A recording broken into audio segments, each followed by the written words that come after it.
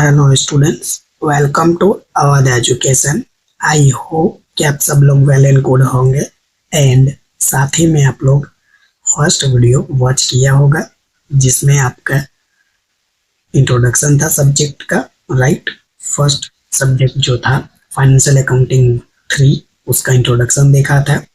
इस वीडियो में हम आपके जो सेकंड अकाउंट का सब्जेक्ट है जिसका नाम है क्लाउड अकाउंटिंग 1, ये भी मेजर सब्जेक्ट है, तो इस सब्जेक्ट को भी डिस्कस करेंगे इस क्लास में।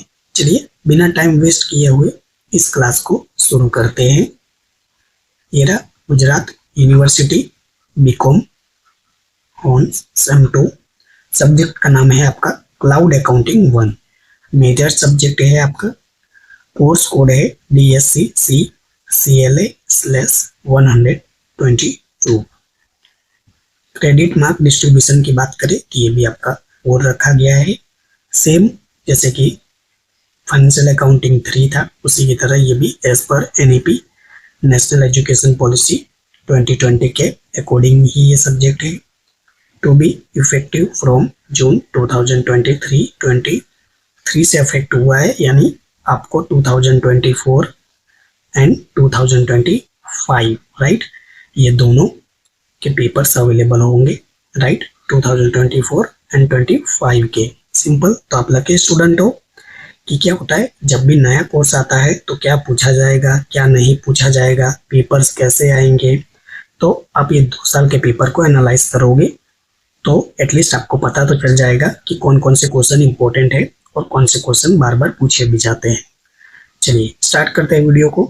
कोर्स ऑब्जेक्टिव्स की बात करें to make the students aware about cloud accounting environment, तो इसके आपके साथ रिलेशन क्या होगा वो आप बड़ा बना पाओगे, इसके बारे में आप जान पाओगे कि क्लाउड अकाउंटिंग एनवायरनमेंट है क्या। To make student competent to work in cloud accounting era, यानी क्लाउड अकाउंटिंग के अंदर भी आप क्या कर सकोगे, एंट्री कर पाओगे, चीज़ों को समझ पाओगे। To make aware about digital accounting, अब तो आपको पता चले गया डिजिटल अकाउंटिंग, डिजिटलाइजेशन कितना बढ़ता जा रहा है राइट। अब तो टेली वेली सब कुछ किताबों से हटाकर कंप्यूटर में पढ़ाने लगे हैं, फिर भी हम तो बहुत अभी पीछे हैं। गुजरात यूनिवर्सिटी की बात करूँ तो with special references to domestic and international environment, domestic और इंटरनेशनल एनवायरनमेंट के रेफरेंस के अकॉर्डिंग ये सारी चीज़ें समझी जा रही है।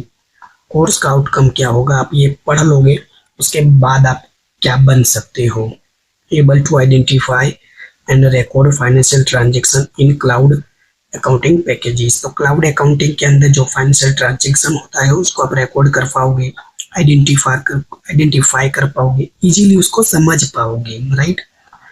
Operational skill of cloud accounting with knowledge of general configuration along with general ledgers and inventories management, तो आप एक अच्छी सी स्किल अपने अंदर डेवलप कर पाओगे इन चीज़ों को अंडरस्टैंड करने के लिए राइट। तो ये आपका उद्देश्य था और ये जो आप इसको पढ़ के जो बनोगे ये लिखा गया था राइट। सीधे अब यूनिट के बात करेंगे, बाकी तो कुछ है नहीं। तो जैसा कि मैंने जो फर्स्ट लेसन लिया था उसमें आपको बताया था, उसमें क्या मैं अभी से आपको बता देता हूँ, आपके जितने भी सब्जेक्ट्स होंगे राइट, सब्जेक्ट के बुक्स होंगे जो, उनको सभी को 4 यूनिट में ही डिवाइड किया गया है। सिंपल, यानी कोई भी सब्जेक्ट में आप 4 यूनिट पढ़ोगे।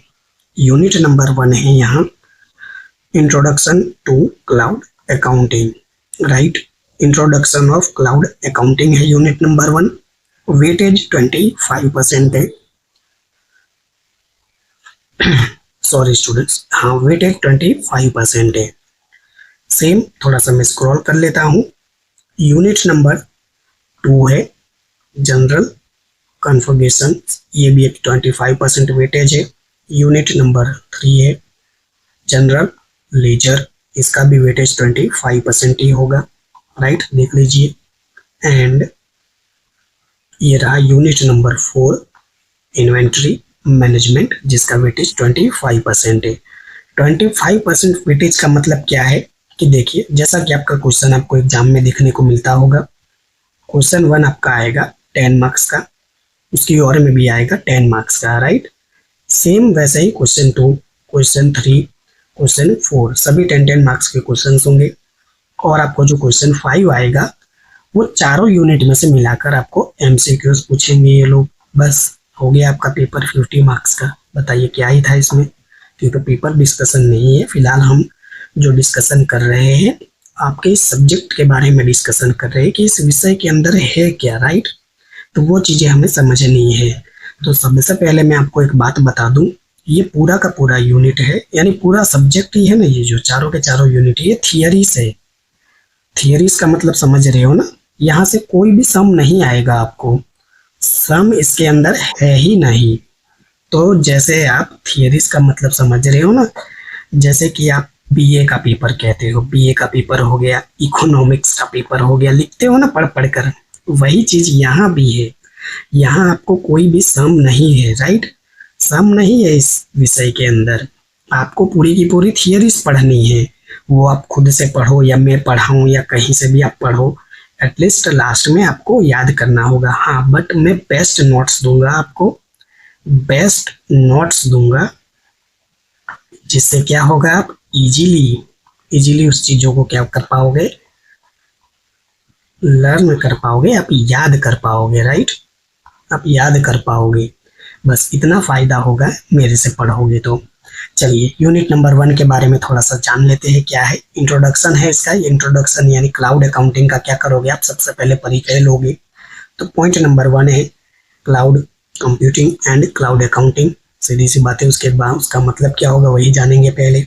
नंबर 2 है accounting automation and cloud accounting, okay. Number 3 feature यानी वही कैरेक्टरिस्टिक्स भी बोलो, फीचर्स भी बोलो, राइट। हिंदी में आप इसको लक्षण कहते हो, राइट। हिंदी में जो लक्षण कहते हैं। बेनिफिट्स, फायदा क्या होगा क्लाउड अकाउंटिंग का, वो चीजें। पॉइंट नंबर 4 है history of cloud accounting. History यानी क्या, इतिहास, कि क्लाउड अकाउंटिंग का इतिहास का क्या रहा है, उस चीज को भी आप क्या करोगे यहाँ जानोगे, समझोगे, सिंपल। पॉइंट नंबर 5 है cloud accounting in India. India में क्लाउड अकाउंटिंग क्या है, कैसे काम करता है, वो सारी चीजें दी होगी, वो भी जानेंगे हम। पॉइंट नंबर 6 है cloud accounting software providers in India. जो क्लाउड अकाउंटिंग सॉफ्टवेयर प्रोवाइड करता है इंडिया के अंदर, उसको भी आप समझोगे। Number 7 practical issues in adoption cloud accounting. तो जो प्रैक्टिकल इश्यूज होंगे उसको कैसे अडॉप्ट करोगे क्लाउड अकाउंटिंग, वो चीज भी समझेंगे। पॉइंट नंबर 8 है legal framework of cloud accounting, जिसमें ए है वर्ल्ड वाइड और बी है इंडिया, तो दोनों के व्यू पॉइंट से देख लेंगे। पॉइंट नंबर 9 है in transition from traditional accounting to cloud accounting, तो इसको भी हम देखेंगे। पॉइंट नंबर 10 है cloud accounting and future. And point number 11 है comprehensive case study. Case study यानी समझते हो ना, केस स्टडी यानी एक सिंपल भाषा से कहूँ तो कहानी, राइट। कहानी, स्टोरी, एक तरह से मेरी लैंग्वेज में, अपनी लैंग्वेज में कहूँ तो केस स्टडी से ये चीजें आपसे को समझने और सीखने को मिलता है। तो उम्मीद करूंगा मुझे केस स्टडी अच्छी मिलेंगी, तो मैं आपके सामने प्रैक्टिकली लेके आऊंगा, जिससे आपको थोड़ा ज्यादा मजा आए। तो कुल मिलाकर यूनिट ये 1 है आपका थियरी से, राइट। अब थोड़ा सा आगे बढ़ते हैं। यस, यूनिट नंबर 2 है जनरल कन्फिगरेशंस, जो कि ये भी टोटली क्या है, थियरी से। तो सबसे पहले उसका इंट्रोडक्शन होगा। इंट्रोडक्शन यानी वही आपका क्या, परिचय, simple. Number 2 understanding the ERP structure, को अंडरस्टैंड करोगे आप, ईआरपी मॉडल्स देखोगे, मैनेजमेंट देखोगे। मैनेजमेंट के अंदर क्या है, डेटा मैनेजमेंट सिस्टम है, user training and change management है। नंबर सी सिक्योरिटी मैनेजमेंट है। नंबर 5 ईआरपी कन्फिगरेशन डॉक्यूमेंटेशन, तो उनके जो भी डॉक्यूमेंटेशन कैसे होगा उसको जानोगे। पॉइंट नंबर 6 है integration of ERP with external system, तो उसके थ्रू भी आप इंटीग्रेशन के भी थ्रू क्या करोगे, समझने की कोशिश करोगे। पॉइंट नंबर 7 है challenging risk associated with ERP configurations, क्या क्या चैलेंजेस है, क्या क्या रिस्क है, कैसे उसके साथ ईआरपी के साथ कॉन्फ़िगरेशन होगा, ये सब देखेंगे हम। पॉइंट नंबर 8 है फ्यूचर ऑफ ईआरपी, उसका फ्यूचर के साथ कैसा रिलेट करना है, कैसा रिलेशन रहेगा वो भी जानेंगे। पॉइंट नंबर 9 है कॉम्प्रिहेंसिव केस स्टडीज। तो केस स्टडीज तो आपको सभी यूनिट में दे रखा होगा, तो देखेंगे, अच्छे से इसको कवर करने की कोशिश करेंगे।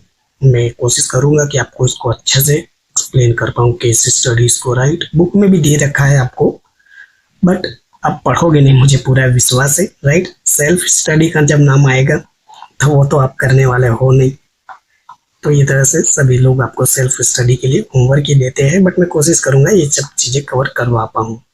तो ये यूनिट 2 था आपका कुल मिला के। थोड़ा सा और आगे बढ़ते हैं। यस, यूनिट नंबर 3 दे रखा है जनरल लेजर। तो नंबर 1 है overview and meaning of general laser. उसका पूरा का पूरा ओवरव्यू क्या है, मीनिंग यानी उसका अर्थ क्या है। Number 2 objectives of general ledger. Objectives यानी समझते हो ना, उसके उद्देश्य क्या है। Number 3 general ledgers and tally, जो कि टैली भी आपका क्या हो गया, इंट्रोड्यूस हो चुका है, बट प्रैक्टिकली नहीं आएगा, मैं बता रहा हूँ आपको। क्यों? क्योंकि गुजरात यूनिवर्सिटी है। गुजरात यूनिवर्सिटी कहाँ दिल्ली के कंपेयर में हो, राइट। कहाँ दिल्ली के कंपेयर में कर पाएगा। जो कि CBCS के स्टूडेंट होते हैं, राइट, वो कमाल के होते हैं, वो फिलहाल ये सब चीज़ें पढ़ रहे हैं। अभी आप थियरी पे ही हो तो कोई बात नहीं, थियरी की नॉलेज अडॉप्ट कर लीजिए। थियरी है तो थियरी थ्रू पढ़ पाएंगे, और क्या। पॉइंट नंबर 4 है importance and role of general ledger. तो उसकी इम्पोर्टेंस क्या है, इम्पोर्टेंस यानी उसके महत्वपूर्ण, रोल यानी उसका क्या रोल है। पॉइंट नंबर 5 फंक्शनलिटी एंड की फीचर्स। क्या उसके फंक्शंस है, क्या उसके की फीचर्स यानी लक्षण है उसके। Number 6 challenges of general feature. Challenges यानी समझ रहे हो ना, उसकी समस्या है, राइट। हिंदी में कहूँ तो समस्या क्या है वो चीज़ जानोगे आप। पॉइंट नंबर 7 है ERP general ledger and sustainability. And point number comprehensive case study. ये तो सभी यूनिट में दे रखा है, अब तो आपको पता चल गया होगा कि केस स्टडी तो ये आएगा ही आएगा, सिंपल। तो यूनिट 3 था, काफ़ी छोटा है कंपेयर में बाकी दो उसी यूनिट से। तो एंड आपका एक और यूनिट होगा क्या है ही, यूनिट नंबर 4 है इन्वेंट्री मैनेजमेंट। तो पॉइंट नंबर 1 है inventory management and ERP, right. इन दोनों को आप स्टडी करोगे। पॉइंट नंबर 2 में है tool use for inventory management and inventory management in ERP. कौन कौन से आप टूल्स यानी गैजेट्स जो भी कह सकते हो, आप उसको यूज करोगे। पॉइंट नंबर 3 है डिमांड फोरकास्टिंग इन ईआरपी। पॉइंट नंबर 4 है स्टॉक ऑप्टिमाइजेशन इन ईआरपी। पॉइंट नंबर 5 है ऑर्डर मैनेजमेंट इन ईआरपी। पॉइंट नंबर 6 है benefits of ERP for inventory management. Point number 7 है challenges in implementing ERP for inventory management. Point number 8 है process for implementing ERP in inventory management. And ये आपका 9 है comprehensive case studies. तो आपको सीधे points दे रखे हैं। अब आप कहोगे सर आप तो पढ़ के ही छोड़ दे रहे हो। एक्चुअली मैं आपको बता रहा हूँ कि आपके सिलेबस में है क्या ये चीज़ें, राइट। वैसे मुझे पता है कि आप सभी ये पूरे सब्जेक्ट से ही अनजान हो, सीधी सी बात है। पूरा सब्जेक्ट आपके लिए नया है ये, तो आप अनजान हो। तो मैं आपको ये सब्जेक्ट जब लेकर आऊँगा ना, तो यूनिट 1 से स्टार्ट करेंगे और फिर हम अच्छे से उस चीज़ को पढ़ेंगे, मीनिंग, राइट, उसके जो भी अर्थ है एकदम बढ़िया से स्टडी करेंगे कि आपको माइंड में सेट होना चाहिए वो चीज़ें। तो फिलहाल ये तो जो आपका सिलेबस है उससे मैं परिचय करवा रहा हूँ, एक प्रकार से कहते हैं ना इंट्रोड्यूस योर सेल्फ, उसी तरह से इंट्रोड्यूस ऑफ सब्जेक्ट है ये सब्जेक्ट का इंट्रोडक्शन करवा रहा हूँ। अब माई सेल्फ में तो हम क्या इंट्रोडक्शन ही बताते हैं ना, या पूरी लाइफ की कहानी थोड़ी बताते हैं। तो ये वही है, इंट्रोडक्शन ऑफ सब्जेक्ट है ये। तो इतना ही है, फिलहाल हमने देख लिया सारा, और बाकी नीचे जो भी कहा है ये तो वगैरह मैंने लास्ट क्लास में भी बताया था। पेडागोजिकल टूल्स है जो कि क्लासरूम टीचिंग एंड डिस्कशन होता है, प्रॉब्लम सॉल्विंग होता है, ट्यूटोरियल्स होता है, ग्रुप डिस्कशन होता है, सेमिनार होता है, असाइनमेंट्स तो आपको मिलते ही होंगे जिससे आप ज़्यादा तो लव नहीं करते होंगे, आप हेट ही करते होंगे। क्योंकि बहुत सारा दे देते हैं कॉलेज वाले और लिख करना होता है और फिर उसको रद्दी की तरह फेंकते हैं, राइट। आपने देखा होगा वो जो भी कॉलेज के अंदर प्रोफेसर्स होते हैं उसको बंडल बनाकर ले जाते हैं, ऐसे ठप्पी करके बांधा होता है उसको और ऐसे सीधा थ्रो कर देते हैं ले जाके। तो यही होता है, बट क्या कर सकते हैं, फॉर्मेलिटी है, सब असाइनमेंट आपको मिलते रहते हैं। एक्चुअली उसके मार्क्स भी तो होते हैं ना, तो वो लिखना जरूरी है आपको। मॉडल ऑफ इवेल्युएशन, अब देखिए दो तरीके से डिवाइड किया गया है। एक्सटर्नल जो आप जो एग्जाम देते हो, वो जो कि अभी आपने सेमेस्टर 1 की एग्जाम कंप्लीट की, तो यही है सेमेस्टर के एंड में आपकी एग्जाम कंडक्ट होगी। कौन लेगा? गुजरात यूनिवर्सिटी लेगी 50 मार्क्स की, और मैक्सिमम कितना आवर्स होगा? 2 आवर्स होगा आपके पास टाइम, यानी 120 मिनट के अंदर आपको ये 50 मार्क्स का पेपर पूरा करना होगा, जैसे आपने सेम 1 में किया, फाइनेंशियल अकाउंटिंग 1 और फाइनेंशियल अकाउंटिंग 2 के लिए। इंटरनल इवैल्यूएशन अलग अलग तरीके से हो सकता है, वो ऑफ कोर्स उसको यूनिवर्सिटी ही देती है टाइम टू टाइम इंस्ट्रक्शन, किसको? कॉलेज को, इंस्टीट्यूशन को, डिपार्टमेंट्स को। तो ये तो आपकी जो सेल्फ कॉलेज है वो कंडक्ट करेगी। हाँ, लेकिन जो एक्सटर्नल स्टूडेंट है जिनका कोई कॉलेज ही नहीं है, उनके लिए ये सब झंझटों से मुक्त है, राइट। ये सब भी झंझटों से मुक्ति है उन्हें सीधी ये यूनिवर्सिटी की एग्जाम देनी है। उनकी भी 50 मार्क्स की ही एग्जाम होगी, बस इसको डबल कर दिया जाएगा, बात खत्म हो गई। यानी आपको 50 नंबर का ही पेपर देना होगा। वो यूनिवर्सिटी में जब पेपर चेक होगा, मान लीजिए 50 में से आपके 50 आ रहे हैं, तो इसको बस उनको मल्टीप्लाई करना है 2 से, तो ये 100 मार्क्स हो गए आपके। सिंपल, 100 आउट ऑफ 100 जरूर आएंगे, थियरीज में तो नहीं आएंगे, बट प्रैक्टिकल में यहाँ से पढ़ोगे तो 100% आएगा। तो ये था आपका सिलेबस, बाकी यहाँ कुछ खास नहीं दे रखा है। हाँ, ऑथर्स की बात करें तो ये ऑथर की बुक है, राइट, ये रेफरेंस बुक है, लेकिन आप सभी को ये बुक फॉलो करने की कोई खास जरूरत है नहीं। हाँ, कोई बहुत ही डिटेल में पढ़ना चाहता है तो ये एडिशनल जो है उन्होंने प्रोवाइड किया है। अब जो स्टूडेंट कहते हैं बुक कहाँ से लेनी है, तो सभी स्टूडेंट्स को मैं जरूर आपको शेयर करूँगा, राइट। बुक आप ले सकते हो, गर्ग लाइब्रेरी भी है बढ़िया सी है, गर्ग लाइब्रेरी में से भी आप बुक्स ले सकते हो, रेंट पे भी ले सकते हो, राइट, रेंट पे भी ले सकते हो आप, और आप परचेस भी कर सकते हो, जैसा आपको ठीक लगे। वो मैंने कहाँ बता रखा है, तो वो मैंने यूट्यूब चैनल पे जाओगे तो पोस्ट के अंदर भी आपको मिल जाएगा। आप उनको व्हाट्सएप पे मैसेज भी कर सकते हो और पूछ सकते हो, इन्फॉर्मेशन ले सकते हो, राइट, रिलेटेड सब्जेक्ट 2 की। अगर हाँ आप मेरा रेफरेंस दोगे कि आप कहाँ से हो, अवध एजुकेशन से हो, कॉमर्स वाले, तो आपको इंस्टेंट डिस्काउंट भी मिलेगा, राइट। आपको 100 रुपीज़ का इंस्टेंट डिस्काउंट भी मिल जाएगा अगर आप ये रेफर करोगे तो। सो ये था आपका सिलेबस डिस्कशन, राइट। ये देख लीजिए, ये आपका पूरा का पूरा कौन सा सब्जेक्ट है, पेपर जो कि सब्जेक्ट नंबर 2 है, क्लाउड अकाउंटिंग 1। अकाउंट में 2 ही सब्जेक्ट है यहाँ आपके, एक फाइनेंशियल अकाउंटिंग 3 और ये जो आपका क्लाउड अकाउंटिंग 1 है। तो अकाउंट के ये 2 ही सब्जेक्ट है, सिंपल। तो ये दोनों वीडियोस मैंने आपको अच्छे से प्रोवाइड कर दी है। बस इस वीडियो में यही था कि हम सब्जेक्ट डिस्कशन को करेंगे। स्टैटिक्स को हम बाद में पढ़ेंगे, मतलब पहले अकाउंट्स को कवर करेंगे, फिर स्टैटिक्स को पीछे से मैं स्टार्ट करूंगा। फिलहाल मैंने किसी भी सब्जेक्ट को, स्टैटिक्स सब्जेक्ट को नहीं करवाया है, उसको भी जरूर करवाऊंगा अगर टाइम रहेगा। तो ऐसा नहीं है कि मैं स्टैटिक्स कवर नहीं करवाऊंगा, हाँ, लेकिन अकाउंट्स तो अच्छे से आपको पक्का कंप्लीट करवाऊंगा। इस बार ऐसा नहीं है कि आपको कुछ नहीं मिलने वाला है, बहुत कुछ मिलेगा आपको, टोटली फ्री है। सो आई होप कि ये छोटी सी वीडियो जिसमें हमने क्लाउड अकाउंटिंग 1 मेजर सब्जेक्ट के इंट्रोडक्शन को देखा है, आपको ये छोटी सी वीडियो पसंद आई होगी। वीडियो अच्छी लगती है तो प्लीज़ लाइक कीजिए, चैनल पे नए हो या पहली बार हो तो सब्सक्राइब कर दीजिए, जिससे आने वाली नोटिफिकेशन या वीडियो आपको डायरेक्ट मिले। और हाँ, अगर किसी भी प्रकार का आपके माइंड में कोई भी डाउट है, यानी कोई भी समस्या है, आप कमेंट बॉक्स में लिख सकते हो। इवन नीचे टेलीग्राम की भी लिंक है और इंस्टाग्राम पे की भी लिंक है, आप दोनों जगह मुझे फॉलो कर लीजिए। इंस्टाग्राम पर रेगुलर अपडेट में देता रहता हूँ, ऐसा कोई भी दिन नहीं होगा कि वहाँ अपडेट नहीं दी होगी। सो आप वहाँ डायरेक्ट कम्युनिकेशन मुझसे कर सकते हो, सो आप पूछ सकते हो। और हाँ, अगर वीडियो अच्छी लगती है तो ज़रूर लाइक करिएगा। मिलते हैं नेक्स्ट क्लास में, तब तक के लिए आप अपना ध्यान रखिएगा। वीडियो वॉच करने के लिए thank you so much, take care, bye.